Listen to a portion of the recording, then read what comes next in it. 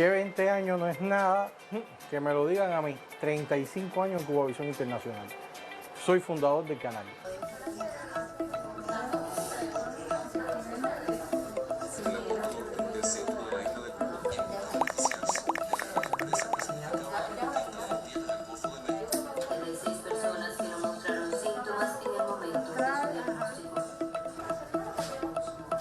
Bueno, imagínense que fui a la primera fiesta que se hizo.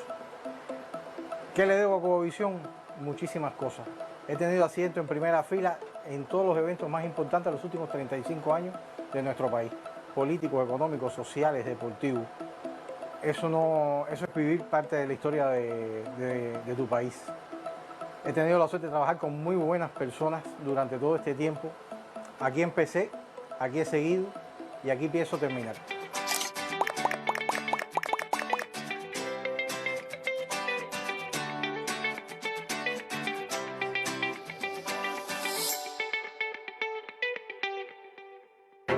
Pensar en las vacunas cubanas es pensar en la vida, es hacer el bien sin pedir a cambio, es la razón de ser de muchas personas. Pero, ¿qué me voy a poner realmente? ¿Una vacuna? Creo que más, mucho más. Voy a llevar en mi hombro una dosis de conocimientos, de experiencias, del tiempo y esfuerzo de científicos estrellas. Será también una dosis de resistencia y confianza de un pueblo, mi pueblo, nuestro pueblo.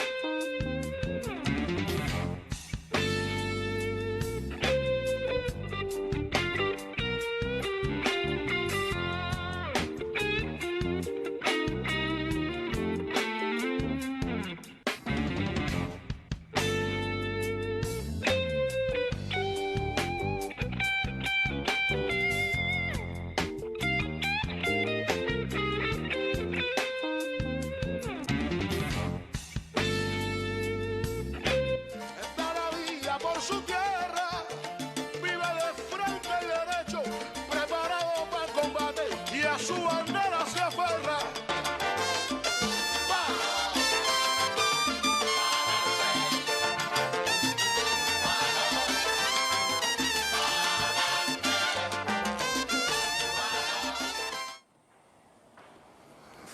Buenos días, Cuba, desde el Palacio de la Revolución.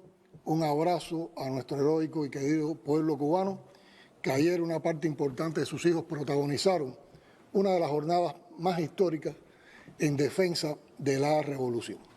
Quiero explicarles que a mediados de la semana pasada habíamos decidido realizar un programa como este de comparecencia de un grupo de compañeras y compañeros de la dirección del partido y el gobierno vinculados a todas las tareas de enfrentamiento a la pandemia, conocedores de la situación actual, para brindarle información a nuestro pueblo y compartirla también con un grupo de periodistas de nuestros medios de comunicación masiva. Ese propósito lo mantenemos en esta comparecencia, que por supuesto tenemos también que vincularla para esclarecer todo un grupo de matrices que en las últimas semanas y en las últimas horas han tratado de imponer acciones de descrédito con la manera transparente con que nuestro país enfrenta la pandemia, enfrenta otros procesos, para desacreditar la labor del gobierno, para desacreditar la labor de la revolución, para tratar de fracturar la unidad de nuestro pueblo. Y eso es precisamente lo que vamos a hacer hoy en este horario de la mañana. Con nosotros están presentes, como ustedes pueden apreciar, un grupo de compañeros del Buró Político, de la dirección del partido, de la dirección del gobierno.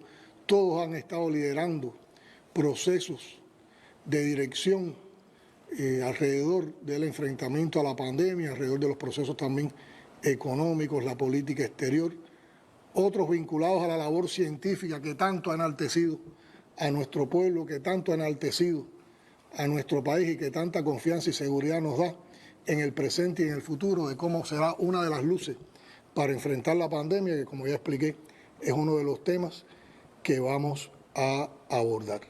Y por supuesto contamos con un grupo importante de periodistas de nuestros medios de comunicación. Realizada esta presentación, creo que estén claros los motivos por los cuales estamos con ustedes en este momento e iniciamos la ronda de preguntas por parte de nuestros periodistas.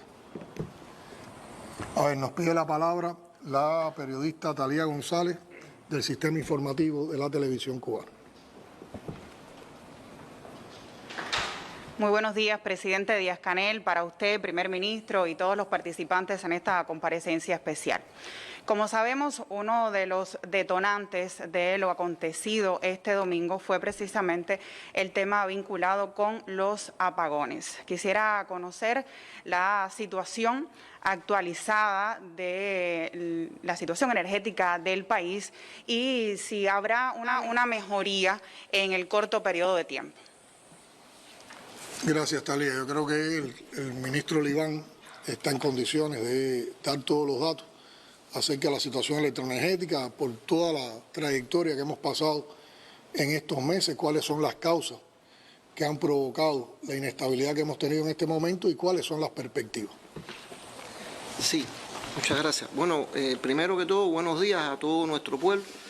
Decirle que, bueno, desde el pasado 21 de junio último se han venido produciendo un grupo de afectaciones al sistema eléctrico, del sistema eléctrico que ha provocado interrupciones a la población.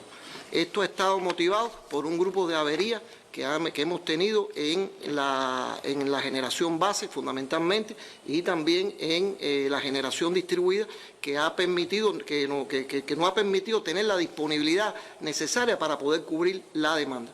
Esto ha estado muy marcado porque se anunció la aplicación del capítulo 3 de la ley Gelborto, que de manera muy transparente le explicamos a la población que íbamos a entrar en un periodo difícil, donde íbamos a tener un grupo de dificultades y de carencias económicas y que eso pasaba también por las dificultades para tener a tiempo los combustibles necesarios para la marcha de la economía del país, porque en ese momento también se enfiló esa política de sanciones a buscar que no entrara ningún tipo de combustible en Cuba, a boicotear las posibles entradas de combustible a Cuba y por lo tanto todo eso nos ponía en una situación muy compleja.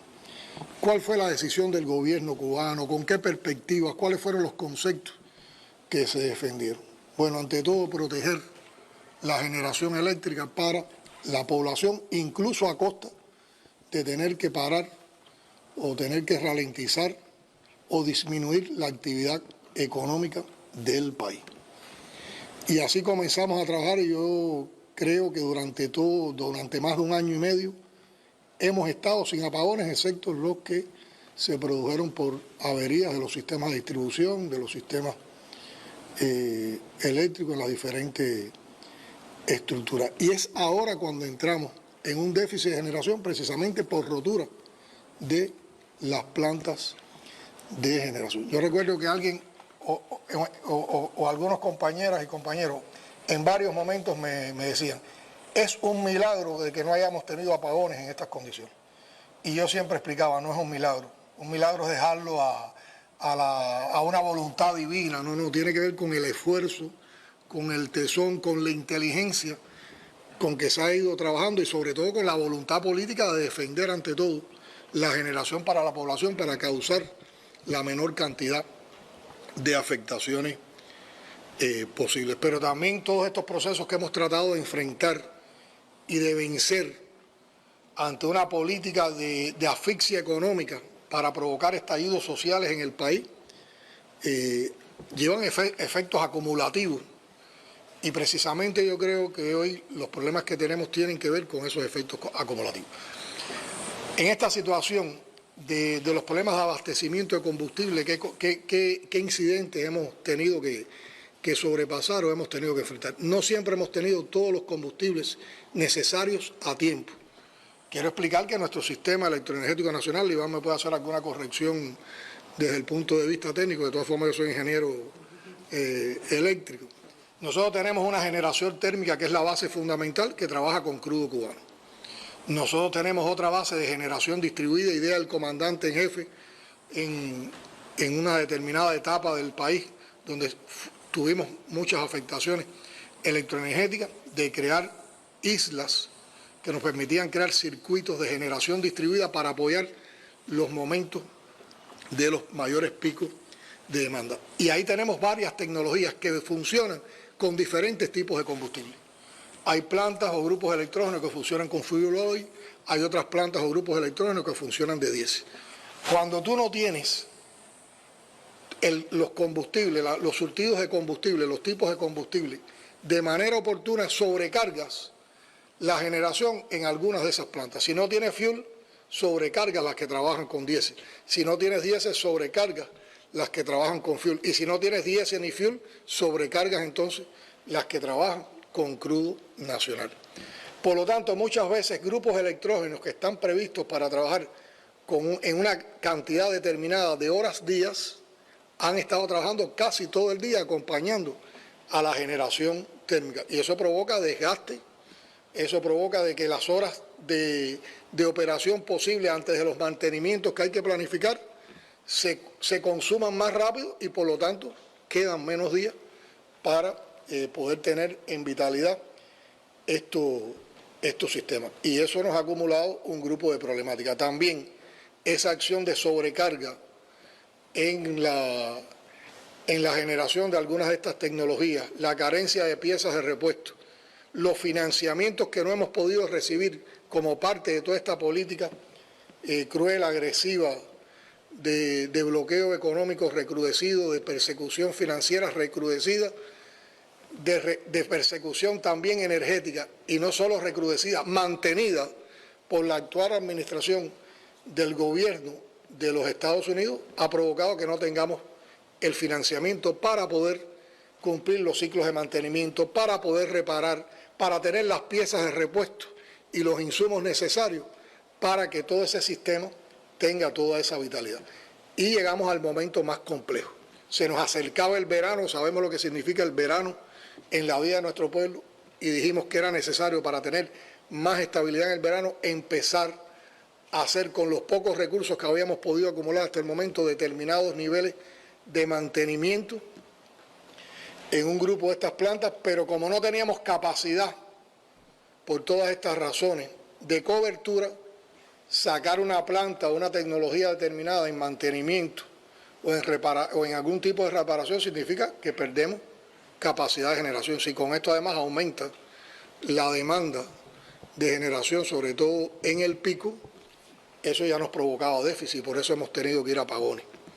Ahora, los apagones de este tiempo también tienen otras singularidades que tienen que ver con la realidad que estamos viviendo con la COVID. En la misma medida que han crecido los casos de COVID, como parte de los conceptos, y de eso vamos a hablar en otro momento seguramente, como parte de los conceptos de atención a la población cubana y de buscar los ingresos en entidades estatales, nosotros, además de las instalaciones hospitalarias, además de las instalaciones del sistema de salud, tuvimos que abrir centros de aislamiento, centros de ingresos en otras instituciones, en otras instalaciones, digamos escuelas, determinados centros de infraestructura que podían tener estas condiciones. Hemos llegado incluso a habilitar hoteles como hospitales. Por lo tanto, también con el concepto de provocar la menor cantidad de molestia en la atención a estos pacientes de COVID, hemos tenido que proteger más circuitos en estas condiciones. Al proteger más circuitos que los previstos, quedan menos circuitos en capacidad de no ser apagados. Por lo tanto, los apagones los tenemos que distribuir entre un menor número de circuitos. ¿Eso qué implica? Más horas de apagones en esos circuitos.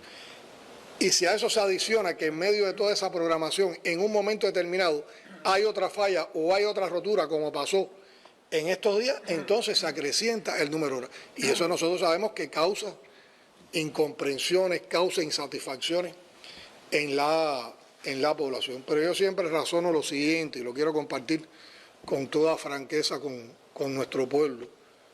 Ustedes pueden tener la seguridad que el gobierno cubano, por lo que ha estado preocupado, es por causar la menor afectación posible. Y yo creo que en esto también hay un concepto de cómo hemos resistido todo este vendaval de sanciones y de agresión para poder mantener vital nuestro sistema electroenergético, para darle satisfacción y bienestar a nuestro pueblo. Nosotros no apagamos para molestar a nuestra población. Eso no está en nuestros conceptos, eso no está en nuestros sentimientos, eso no está en nuestras emociones, eso no está en nuestros compromisos. Eso no nos pasa ni por la cabeza. Al contrario, aquí la lucha todos los días, y el Iván sabe que ha sido criticado, a veces tal vez injustamente, por la molestia que nos provoca que pasen estas cosas, pero también cuando vemos cómo ellos se han entregado en alma y cuerpo con todo su personal técnico a solucionar en el menor tiempo posible estas cosas, pero les ha faltado el financiamiento, les han faltado los elementos fundamentales para poder hacer estos trabajos con más efectividad y con más eficiencia. Y en medio de todo eso, estamos haciendo inversiones nuevas, como aquí que se está explicado. Vamos a concluir en los próximos días. A mí no me gusta ya ni dar fechas de esto, porque estos procesos de puesta en marcha de reparaciones capitales o de inversiones se planifican, pero pueden tener, como son procesos de puesta en marcha que llevan afinación, que llevan, como se dice, calentamientos antes de sincronizar, pueden traquear, pueden fracturarse en el tiempo por algún imprevisto técnico. Pero se ha buscado eso, y en medio de esa situación estamos haciendo una reparación capital, una inversión en una de las unidades de Felton, que aquí explicaba Iván que debe entrar en los próximos días. Estamos haciendo una inversión con financiamiento de la Federación Rusia en el Mariel, que estará en los próximos meses. Ya se han corrido bastante los meses, porque también con la COVID las asistencias técnicas han tenido limitaciones. Estamos haciendo una reparación en un grupo de plantas que aquí también explicó Iván. Entró en rotura Guitera y se ha hecho todo este trabajo de Guitera. El país ha continuado las inversiones, incrementando la generación eléctrica con fuentes no renovables de energía, y se sigue trabajando en los parques eólicos, en los parques fotovoltaicos. O sea que hay todo un programa de inversiones energéticas para apoyar todos estos temas, pero lamentablemente hemos pasado por esta situación. Entonces yo creo que aquí, comprendiendo estas cosas y sabiendo que causan insatisfacción, para nosotros está claro que cualquier señalamiento que haga la población, cualquier inquietud, cualquier queja con esto, la podemos valorar, la podemos discutir, la podemos analizar. Hemos estado informando sobre estas cosas, pero en ningún momento ha sido para molestarlos a ustedes, querido pueblo. Y este es uno de los argumentos